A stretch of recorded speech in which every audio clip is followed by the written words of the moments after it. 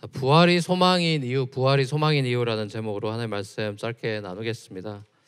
여러분, 살아가다 보면은 소위 말하는 열받는 경우가 많이 있죠. 우리가 분노라는 걸 하게 됩니다. 의로운 분노가 있고 또 불의한 분노가 있죠. 마땅한 분노가 있는가 하면 분노하지 말아야 될 때 분노하기도 하고 그럽니다. 그럼에도 불구하고 성경은 우리에게 이 분노라고 하는 것이 사람을 살려낸다거나 구원한다거나 또 하나님의 통치와 의를 이루는 방법이라고 소개하고 있지는 않습니다. 특별히 야고보서 1장에 보면 그 얘기가 나오죠. 사람이 성내는 것이 하나님 나라 의를 이루지 못한다, 이렇게 분명히 말하고 있죠. 예수님께서 공생의 사역 가운데 분노하신 적이 있습니까, 없습니까? 예? 있죠. 언제 했죠?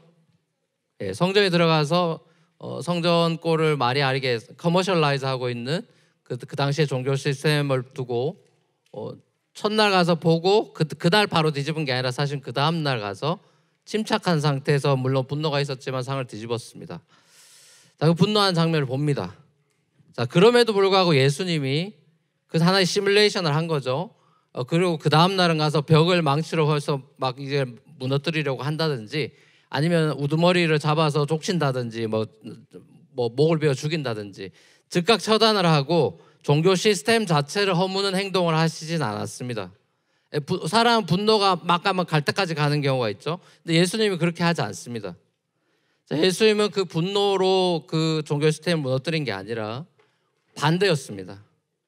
예수님은 그렇게 엉망진창이 되어 있는 그 서기관과 바리새인과 그 당시의 모든 유대인들을 위해서 본인이 죽어야 될 사람들이 안 죽고 자기가 죽는 길을 선택하죠. 십자가를 집니다. 분노가 아니라 용서를 선택하고 본인이 모든 책임을 지는 쪽을 선택하죠. 그러니까 예수님의 방식이, 하나님의 뜻과 통치와 의를 이루는 방식이 분노가 아니라 십자가라는 것을 우리가 보게 되는 것입니다. 자, 그런데 오늘 본문에 우리가 전사님이 설교해 주셨듯이 어떤 예수의 표상이라도 할 수 있고 이스라엘 전체 리더로 세움받은 모세. 자, 모세는 이 자리에서 실패했습니다. 모세는 십자가를 진 것 같았지만 사실은 끝까지 십자가를 지지 못했죠. 자기를 부인하고 자기 십자가를 지고 여호와를 따르고 주님을 따르는 것이 제자도이고 그것이 신앙생활이라고 한다면, 모세가 실패한 자리는 바로 요 지점이죠. 모세는 자기 승질을 부렸습니다. 그리고 분노하지 말아야 될 순간에 분노를 했습니다. 자, 그리고 하나님은 이 순간을 가리켜서 네가 백성들 앞에서, 나의 언약 백성들 앞에서 너는 나의 홀리니스, 나의 거룩을 드러내지 못했다라고 평가합니다. 저는 이 말씀을, 우리가 잘 아는 이 말씀을 설교 준비하면서 다시 한번 묵상을 하면서 저는 이 영화 대사가 떠올랐어요. 넌 나에게 모욕감을 줬어. 이 대사가 자꾸 떠오르는 거예요. 하나님의 거룩을 드러내지 못했다. 자, 이 사건에 대해서 오늘 본문 뒤에 나오는 24절에 보면 이렇게 평가합니다. 모세와 아론이 하나님을 거역했다. 자, 그냥 분노했다가 아니라 하나님을 거역했다라고 나옵니다. 하나님의 말씀을 어기고 자기 뜻대로 분노 속에 분명히 말로 해서 물을 내야 되는데 열받아가지고 2번 쳤죠. 그리고 백성들을 스콜드하는 장면을 보는 겁니다. 자, 특별히 이제 교회 사역, 교회를 오래 다니고 교회에서 순장도 하고 뭐 전도사도 하고 목사도 하고 이렇게 여러 가지 사역들을 하는 사람들, 그런 사역자들이 모세처럼 행동하게 될 확률이 의외로 높습니다. 하나님의 종으로, 하나님의 사역자로 하나님의 뜻과 하나님의 말씀에 따라 행동하지 못하고 자기 승질을 부리는 사역자들이 있습니다. 그렇죠? 성도가 자기 눈에 못마땅한 거예요. 그래서 뭐 왜 예배 안 오냐, 왜 순모임 안 오냐 뭐 하면서 계속 뭔가 이제 지적을 많이 하면서 그걸 넘어서서 정죄의 눈빛으로 바라보기도 하고, 또 믿음이 없어 보이는 사람에 대해서 한심하다는 표정을 짓기도 합니다. 자기 의에 빠진 모습이죠. 예수님께서 가장 싫어하셨던 모습입니다. 죄에 가장 가까이 있는 것이 셀프 라이처스니스죠. 나는 예수 그래도 잘 믿고 있는데 얘네들이 문제다. 자, 이런 애리투드가 우리에게 분명히 죄인의 모습에겐 있습니다. 누가복음 15장에서 예수님이 비유로까지 얘기를 하시죠. 탕자 비유에서 첫째 아들의 마인드셋이 그렇죠. 난 아버지의 뜻을 어긴 적이 한 번도 없다. 본인 생각이죠.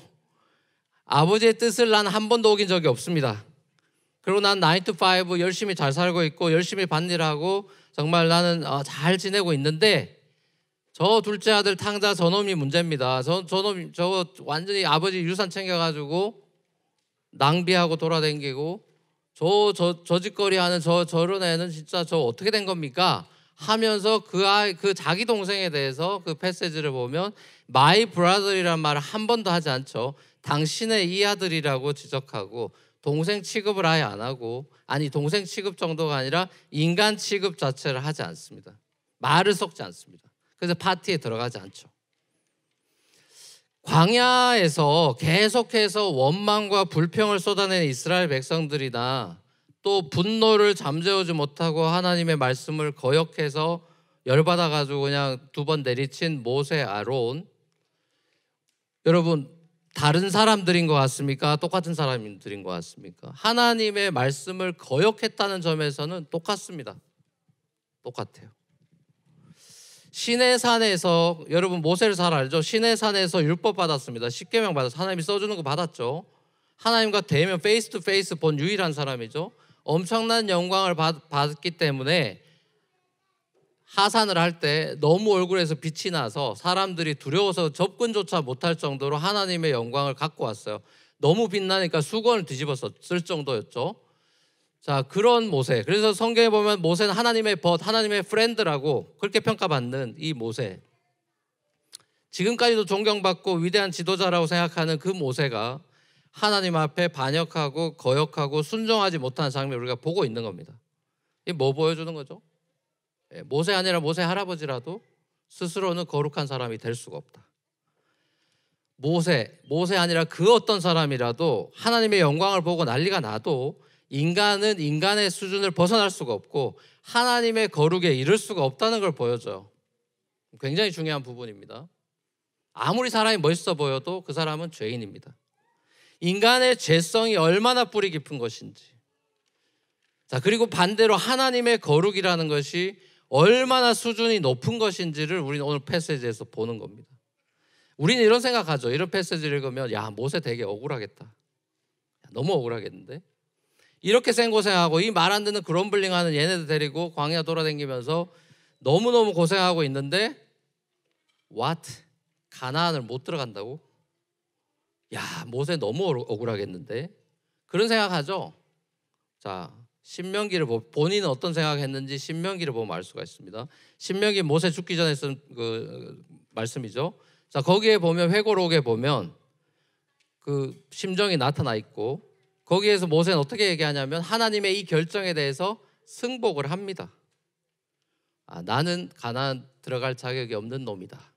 스스로를 그런 자긴 자격이 없다고 인정을 해요. 자, 가나안이라는 것은 자신의 공로나 업적으로 들어가는 곳이 아니라 하나님이 넣어줘야 들어가는 곳이라는 걸 깨닫는 겁니다. 내가 열심히 하면 가나안 가는 게 아니고 하나님이 넣어줘야 가나안 가는 겁니다. 여러분, 구원의 완성은 인간의 어떤 종교적인 열심이나 내가 교회 열심히 다니고 주일 한 번도 안 빠지고 헌금 많이 하고 뭐 이래가지고 천국 가는 게 아니죠. 종교적인 열심으로 천국 가는 게 아니에요, 여러분. 천국은 은혜로 가는 것입니다. 하나님이 넣어줘야 가는 거예요. 가나안 입성의 조건은 죄가 없는 온전한 순종을 한 사람이 간다. 그래서 갈렙이나 여호수아에 대해서 온전히 얘네들 나를 따랐다 이런 표현을 쓰고 있는 이유가 있습니다. 온전한 순종을 통한 거룩을 드러내야 가나안 가는 겁니다. 자, 근데 저와 여러분을 돌아보면 우리 그렇지 않죠. 우리 하나님 말씀 온전히 순종하지 않잖아요. 자, 그러니까 결국 우리의 구원이라는 것이 우리의 종교적인 열심이나 노력으로 되는 게 아니고 예수 그리스도의 거룩한 옷을 입는 이 은혜를 덧입지 않고는 아무도 하나님께로 갈 수도 없고 천국을 갈 수도 없다. 자, 이걸 이 모세 인시던트에서 보는 겁니다. 모세가 이렇게 페일했어요. 자, 그렇지만 뉴 모제스로 이 땅에 오신 새로운 피겨가 있죠. 이스라엘의 참 지도자로 오신 예수님이 있죠. 자, 예수님은 이 땅에 오셔서 아버지 하나님께 승질 부리고 자기 마음대로 하고 이런 거 한 번도 없어요. 그 요한복음에 다 나와 있죠. 나는 아버지 뜻만 이루러 왔다. 아버지가 입에 담아준 것만 얘기한다. 자, 그렇게 온전한 순종을 이루셨고 자기를 괴롭히고 돌팔매질하고 이제 십자가에 매다는 죄인들 손에 허무하게 죽습니다. 이 시간에 억울하다고 분노해야 되는데, 내가 이것들을 위해서 십자가에서 죽어야 돼 그러면서 모세처럼 2번 쳐야 되는데 예수님이 그렇게 안 하죠. 털 깎는 자 앞에 잠잠한 양처럼 그냥 허무하게 십자가에서 죽습니다. 그래서 구원을 이루어냅니다. 이래서 우리가 십자가에서 충격을 받는 것이죠. 예수님의 의와 거룩함이 우리에게 주어지지 않으면 우리는 거룩하신 하나님 근처도 갈 수가 없고 구원에 아예 이룰 수가 없어요. 아까 우리 세례받았고 입교하신 분 첫 번째 질문이 그겁니다. 은혜가 아니면 주 예수 그리스도 외에는 아무런 소망이 없는 자인 줄 믿으십니까? 이 본인은 절망에 있다는 걸 믿냐? 예수가 소망이고 이 건지는 은혜가 아니면 아무것도 아니라는 걸 고백합니까가 세례받을 때 1번 질문이에요. 우리가 희망, 소망을 노래하는 건 우리가 절망의 처지에 있다는 것을, 굿뉴스가 되려면 우리의 상태는 배드라는 걸 알아야 되는 것이죠. 이 예수 그리스도의 십자가와 부활이 우리의 영원한 운명을 완전히 바꾸어 놓았습니다. Greatest Reversal입니다. 영원한 사망에서 영원한 생명으로 옮겨놓는 기적 같은 사건이죠.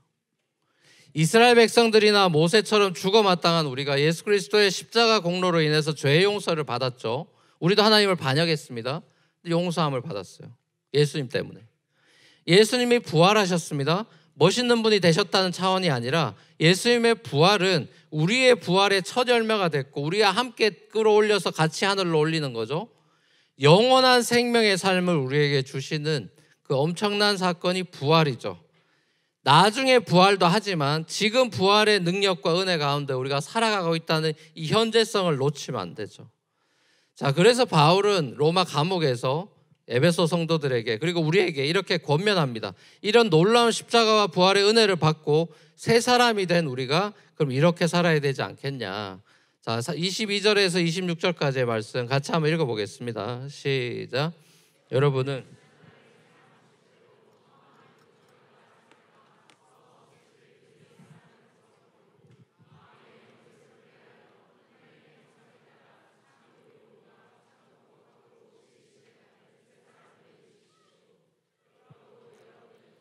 버리고 각각 자기 이웃과 더불어 참된 말을 하십시오. 한 몸의 지체들입니다. 화 내더라도 죄를 지은 데까지 이르지 않도록 하십시오. 해가 지도록 노여움을 품고 있지 마십시오. 아멘. 예. 보세요. 옛사람, 그러니까 우리 요즘 계속 출애굽한 얘기들을 보고 있죠. 그러니까 애굽에서 노예 생활하던 죄의 종로로 타던 그 옛사람이 있고 그 6월절 피 발라가지고 홍해 건너 나온 새 사람이 있죠. 이거는 아주 분기점이 되는, 구원의 분기점이 되는 걸 경험한 거죠. 자, 그러니까 옛 사람이 있고 새 사람이 있습니다. 세례받기 전이 있고 세례받고 새 사람이 된 게 있습니다. 자, 그러면 옛 사람이 아니라 새 사람이 된 사람의 특징으로 사도 바울이 오늘 이 패시지에서 2가지를 얘기하고 있어요. 가장 디스팅티브한 점이 뭐냐? 거짓이 아니라 이제는 진실을 말하고 진실로 행동하는 사람들이 됐다. 왜냐하면 사탄은 거짓의 합이니까. 거짓에 놀아나는 사람들이 거짓을 하고 또 거짓으로 살아가는 것이 아니라 진실한 사람들로 우리가 변화되었다, 이런 얘기를 하는 것이고, 또 하나는 화를 내면서 밤새도록 화내면서 그럼블링하고 그 다음 날까지 화내는 이런 사람들이 아니라 화가 나죠. 그걸 다스리고 해가 지지 않도록 다스릴 줄 아는, 분노가 아니라 이제는 용서를 실천하며 살아가는 사람들이 됐다. 이걸 세 사람의 특징으로 2가지를 꼽고 있어요. 거짓이 아니라 진실이다. 분노가 아니라 용서다. 우리 부활주의를 맞아서 이 세 사람의 특징을 여러분들이 좀 묵상하는 하루가 됐으면 좋겠습니다. 사랑하는 우리 뉴프런트 교회 성도 여러분, 오늘은 정말 부활주일입니다. 크리스마스랑 쌍벽을 이루는 기쁜 날이죠. 그죠? 자, 근데 크리스마스는 이게 연말에 있고 또 커머셜라이즈가 돼가지고 예수 안 믿는 사람도 막 셀러브레이트하고 축제 분위기가 되니까, 그러니까 뭔가 기분이 좋아지고 막 이러는데, 자, 부활주일 같은 경우는 세상이 조용합니다. 부활주의를 세상이 셀러브레이트 하진 않아요. 이게 메시지가 있는 거예요, 여러분. 우리 크리스찬들이 이런 커머셜라이즈에 놀아나면 그냥 분위기에, 크리스마스도 위험한 게 분위기에 휩쓰이다가 성육신의 의미를 놓치고 지나갈 수가 있고, 부활주의는 너무 조용하게 지나가다 보니까 흐물흐물 지나가는 수가 있습니다. 자, 우리는 거기에 감정에 놀아나는 사람들이 아니고 팩트를 봐야 되는 거예요. 팩트. 진리의 말씀을 묵상하고 깊이 생각하는 시간이 돼야 돼요. 적어도 오늘 하루만이라도 예수의 부활은 나에게 어떤 의미가 있는가? 예수님은 왜 도대체 십자가에서 죽으시고 왜 부활하셨는가? 이건 책 한 권짜리이기 때문에 이렇게 짧은 시간에 나눌 수 있는 것도 아니죠. 여러분들이 평생을 이걸 알아가야 되는 것이고, 이 부활이 나에게 주는 의미는 무엇이고 나는 그럼 어떻게 살아야 되는 것인가? 여러분, 이 부활주의를 맞아서 오늘 하루 깊이 묵상하고 한번 생각해 보십시오. 그러면 바울처럼 바울이 깨달을 때 이게 분노가 아니라 용서로 살라는 거구나, 거짓이 아니라 진실로 살, 이런 깨달음들이 거기에서 은혜를 받으면 거기에서 흘러나오게 돼 있어요. 은혜를 받으면 적용이 나오게 돼 있다고요. 매주일이 사실은 이스터 선데이죠. 왜냐하면 예수님이 레저렉션 한 걸 셀러브레이트 하려고 초대교인들이 선데이에 모여서 지금 이 헤리티지로 이렇게 온 거 아닙니까? 매주일이 부활주일이 맞지만 특별히 이렇게 절기를 지키는 이유는 구약 백성들이 유월절도 지켜라, 초막절, 장막절 이런 거 지키라는 거랑 똑같죠. 하나님의 그 은혜를 리멤버런스 하려고 하는 것이죠. 자신의 어떤 감정이나 자신의 뜻에 지배받고 살아가는 옛사람이 아니라 이제 유월절 어린 양의 피로 구원받고 예수의 부활에 동참한 사람이 된 저와 여러분들이 이제 하나님의 진리의 말씀에 나를 십자가에 못 박고 그 말씀에 순종함으로 하나님의 그 엄청난 거룩을 이 나 같은 미물이 드러내며 살아가는 이 엄청난 이 현실을 감사하고, 하나님이 나를 통해 당신의 영광과 거룩을 드러내시겠다고 하신 이 엄청난 소식 앞에 감사하며 나의 삶의 모든 순간들을 통하여 하나님의 영광과 거룩이 드러나기를 소망하는 저와 여러분의 삶이 되기를 우리 주님의 이름으로 간절히 축원합니다.